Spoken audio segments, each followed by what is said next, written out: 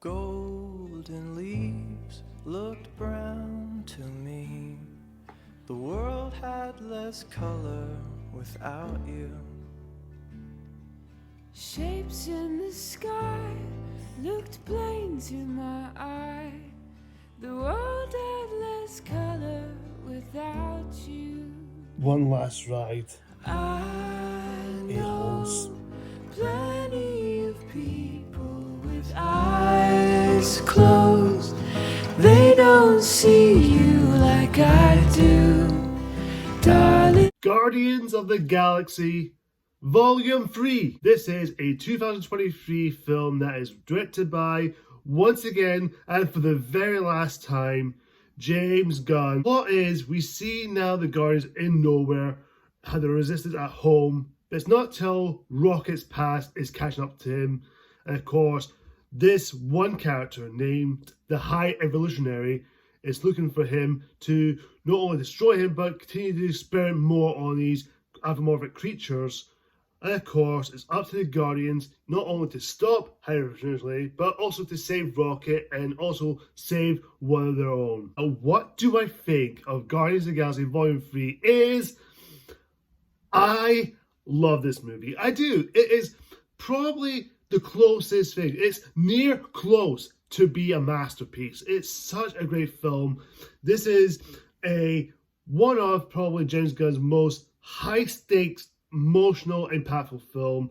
This is everything that I want this film to be and more. It's now James Gunn is directing it, is brilliant here. He knows what he's doing. He's a talented guy. He has bring so much creative feeling to this film. He brought so much character development, and this film puts everything what made us love Guardians, with all the characters and the humor, the soundtrack, just mostly everything about this movie is so well done. For the cast, great. I can't complain about how James Gunn put the cast in this film.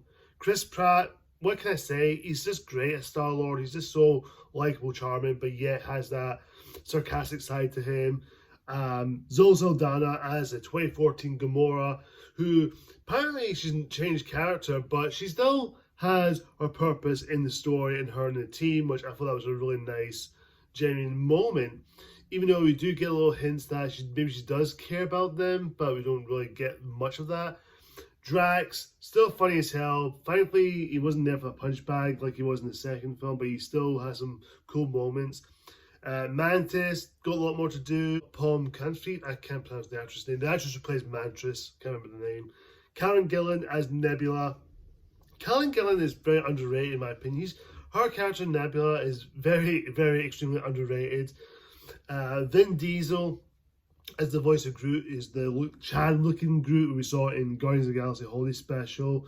And of course we have Bradley Cooper as Rocket, which apparently this is a film about Rocket's story, about his origin. You do get a good glimpse of his background, his friends with Lila, who is this otter, who is a bit of a love interest in the comics. If you've read the comics, you know what I'm talking about. And also Teeth, also the bunny rabbit named Floor, which is quite surprisingly really nice, which is pretty cute and adorable. And of course, this film tackles about animal abuse, which is really hard to swallow, because there's a couple of moments I was like, oh my god, I don't like that.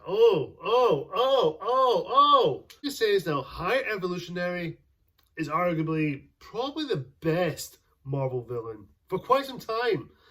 Probably since Mandarin from Shang-Chi, or Thousand Avengers Infinity War or Endgame, or any villain you can think of. Very menacing but yet scary, but very complex to him about his character. Wants to experiment on every animal, which I will admit, when I saw his performance, I can't remember the actor's name, but I remember he was in Peacemaker series. I haven't seen all the series. I've only seen like 2-3 episodes. I still need to watch on to that. And of course, you do get some cameos from the James Gunn's cast. We all know from the Suicide Squad. If you've seen the movie, you know what I'm talking about. So much to pack in, so much to go through. But also, there's a bit of a downside for it, the cast. Well, the cast is great. Will Poulter as Adam Warlock. He's great. I liked him. But he was kind of a little bit underused for the most part. While he is great, the makeup and the way he wears that uniform, he looks really cool. He does look like Adam Warlock. I do hope we'll see him again in the future. If not, that's a bit of a waste of a character. But I do like Adam Warlock. He does look cool. He does has an interesting part to him. And of course, Marvel is known for bracing its weirdness, especially when it comes to these amorphic animals. Of course, what this film has. This film is really emotional. The last 10, 15 minutes of the film was really, really emotional for me because there were a couple of times I wanted to cry, but there's a couple of times I want to tear up. So I can't choose between tearing up or cry, but I did have some few tears. It did give me teary-eyed a little bit. It's just a nice, satisfying conclusion to this team, and also a final goodbye. It's like the final goodbye to them, to these characters that we all know and love. Sylvester Stallone returns again, which I knew he would come back since he appeared in Guardians 2, even though it's just a short appearance, but it's cool to see him again. And of course, all the characters are great. I think all of them have been a welcome return. I really hope we will see more of these stuff. And the way it ended, I was mostly satisfied. And I wish that hopefully James Gunn, thank you. Thank you so much, James Gunn. You've been a great director here, and you've delivered such a high-state emotional film. And there's so many things about it. It's just everything I want this film to be and more. I'm looking forward to see what you can bring for DC, and I'm looking forward to what you can bring to that universe. And I'm very excited to see what you can do with Superman Legacy. I can't really explain how much I liked the film. I don't want to go into spoiler detail, but go see this film, you have to. It is one of the best Marvel movies for a while. Since No Way Home or Endgame or Shang-Chi, whatever you think is the best one you've seen past years, go see this film. It is worth your time. It is worth your money. I'm going to give this film, it's worth buying in 4K. Go and spend this money. Go and see it. Go see it multiple times, guys. It is worth the wait. It is worth the wait. Guardians 3. Yep, I love this film. Well, guys, comment down below. What do you think of Guardians of the Galaxy Volume 3? Do you love it? Do you like it? Do you think it's alright? Or do you hate it? Whatever the case is, comment down below. Tell me what you think. And of course, guys, until next time, see ya!